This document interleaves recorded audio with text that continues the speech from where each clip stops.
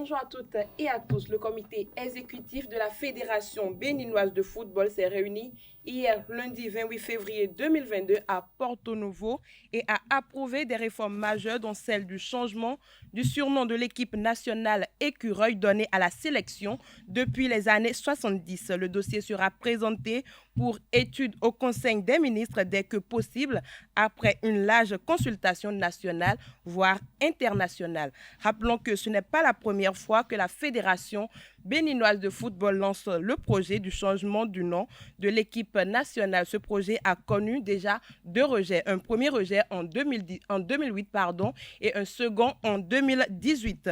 La 7e journée de la Ligue professionnelle de basketball du Bénin a connu son épilogue le samedi 27 février 2022. Au total, 3 matchs des dames ont été joués au centre communautaire Eyard de Cotonou. Je vous invite à suivre le compte-rendu des matchs avec notre reporter.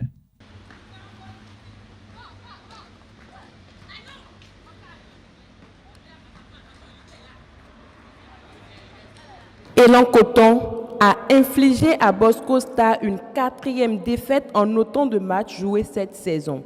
Amdi Orou et ses coéquipiers ont battu les Boscovites 40 points d'écart.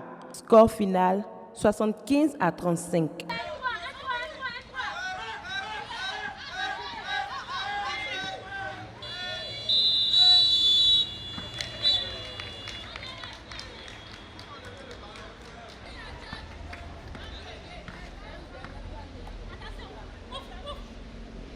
Pour le compte de la deuxième rencontre, Aspac BBC a disposé de AOL BBC sans forcer. Les championnes en titre ont gagné 65-35 et restent désormais avec une série de 3 victoires consécutives.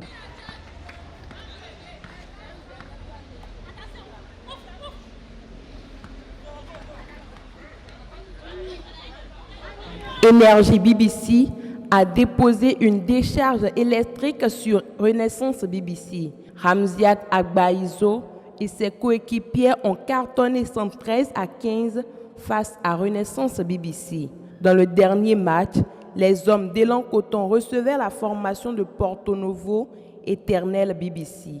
Au terme d'une partie maîtrisée, les locaux s'imposent sur le score de 76-34 points.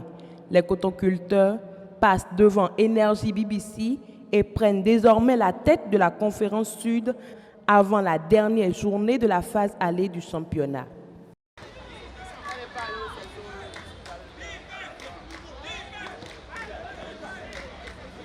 L'édition 2022 de l'Open La Relève a lieu ce dimanche 27 février 2022 à Jericho Karaté Association de Cotonou pour marquer le lancement officiel des activités de la nouvelle saison sportive. Cette compétition statutaire de la Ligue Atlantique Littorale de Karaté relève aux jeunes athlètes de sexe masculin âgés de 10 à 15 ans a connu la participation de 29 athlètes dont 8 clubs. L'objectif visé est de mettre en jeu les athlètes en vue des échéances à venir. À l'issue de la première épreuve, Aditi Alberic du Pro Shotokan Karaté Club, Blaise Wongla de Jericho Karaté Association et Jaurès Padonou de Zanshin Timing Karaté Club arrivent en tête de classement. Ils ont remporté respectivement les médailles de bronze, d'argent et d'or. Blaise Wongla termine avec la médaille en or sur l'épreuve du court mité. Puis Jaurès Padonou hérite la médaille d'argent à l'issue de la deuxième épreuve.